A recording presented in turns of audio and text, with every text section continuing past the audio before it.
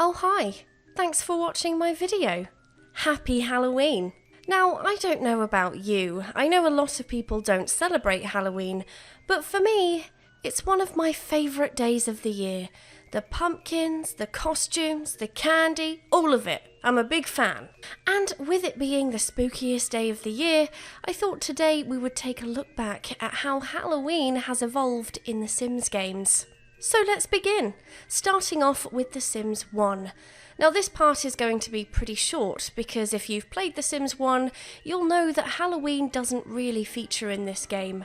But that doesn't mean you can't get cozy, spooky vibes when you play The Sims 1.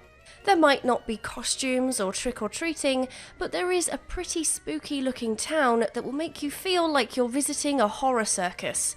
Magic Town. Magic Town feels as close to Halloween Town as we're ever going to get.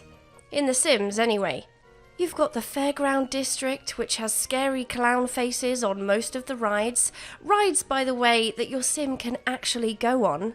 There's also a market area, which is filled with autumnal colours, shopping carts, magic shows, psychic reading spots, and dueling grounds. And there is also a creepy looking forest area that also has dueling grounds and shopping carts. You might even see Bonehilda there. That isn't even everything in Magic Town, but I figured I'd probably painted enough of a picture, so let's move on to The Sims 2. The Sims 2 was the first Sims game to introduce proper weather in the form of a Seasons expansion pack. The Seasons pack came with quite a few seasonal decor items, as you'd expect.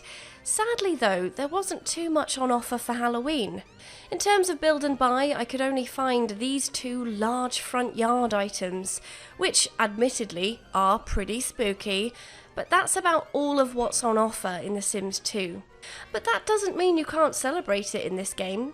If you have all of the expansion packs, you'll notice quite a few different costumes available to Sims of all ages. So if you did want to celebrate Halloween in The Sims 2, you could just have every Sim dressed up and throw a party. Make pretend that it's a Halloween party. Another gameplay feature from The Sims 2 that isn't necessarily Halloween themed but is a spooky way to play is if you play as a witch. If your sim becomes a witch, they can choose the path of light or the path of darkness. If your witchy sims are evil enough, they'll end up in a black outfit with green skin. You'll be able to practice spells and hang around in the lair of darkness. There are other occults as well in The Sims 2, like vampires, but I personally find the witches in this game to be the most fitting for Halloween gameplay. Moving on to The Sims 3. Now this is where Halloween in The Sims reaches its peak. As is tradition based on The Sims 2, all the spooky gameplay came with the Seasons pack. During the autumn season, you'll notice a day marked on your Sims calendar, Spooky Day. During the week of Spooky Day, the festival grounds will become the annual Fall Festival. If you like to play through Halloween in The Sims, the Fall Festival is the perfect place to send your Sims in the lead up to Halloween. There is plenty to do here. To start with, you can pop into the face paint booth and have a spooky design painted on your face. I went with the pumpkin on the cheek. And if you're hungry, you can get involved in pie eating or the apple bobbing contest, a game that I took very seriously when I was a kid. Once your sim is full of pie and apples, why not send them into the haunted house after?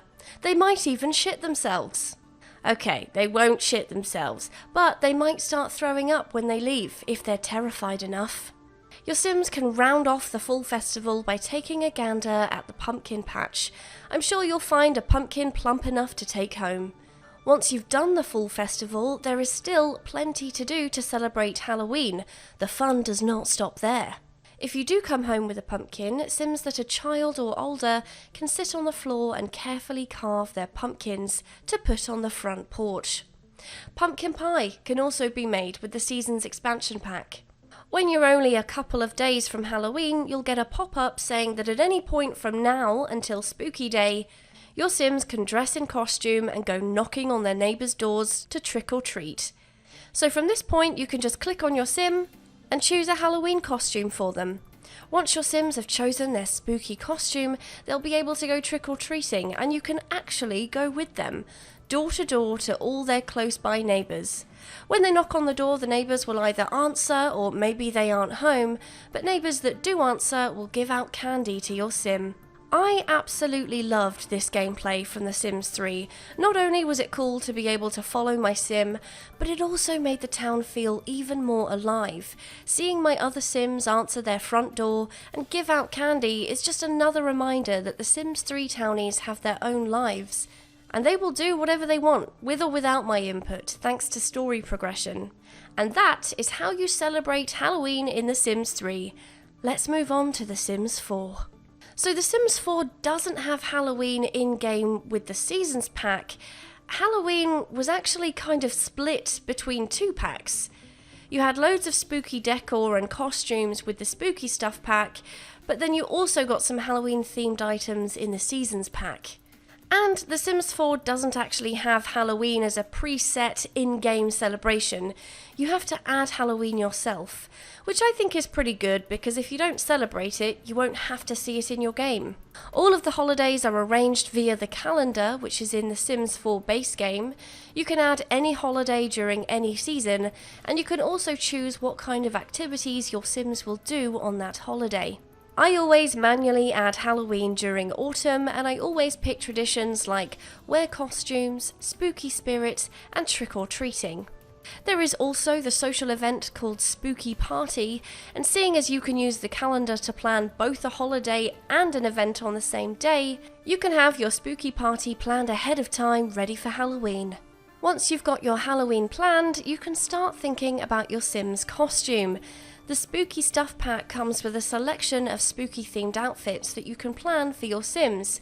Alternatively, if the wear costume tradition is in your holiday, you'll be able to just click on your Sim and select wear costume.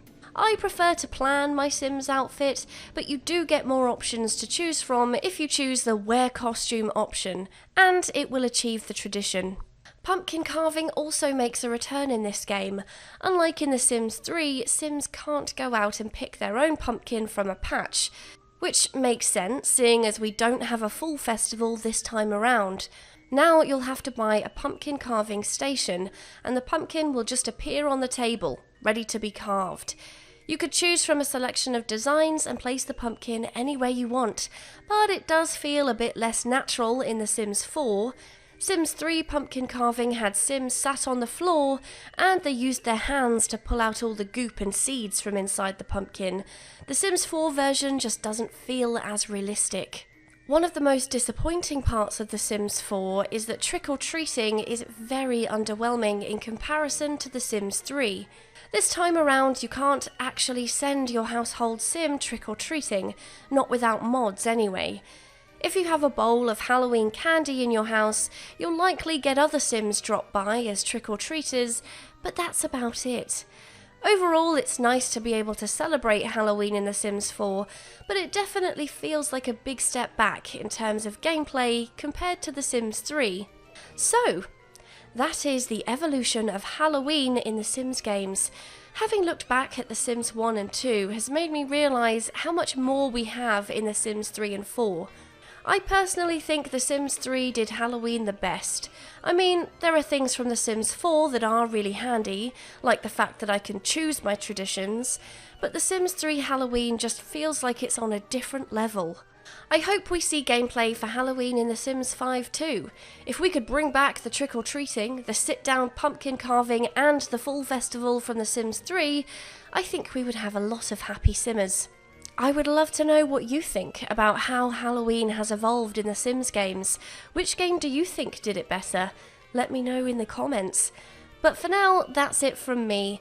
Thanks for watching, I hope you enjoyed it. If you did, please like and subscribe. You know I love it when you do that. And I'll see you in the next video. Bye bye.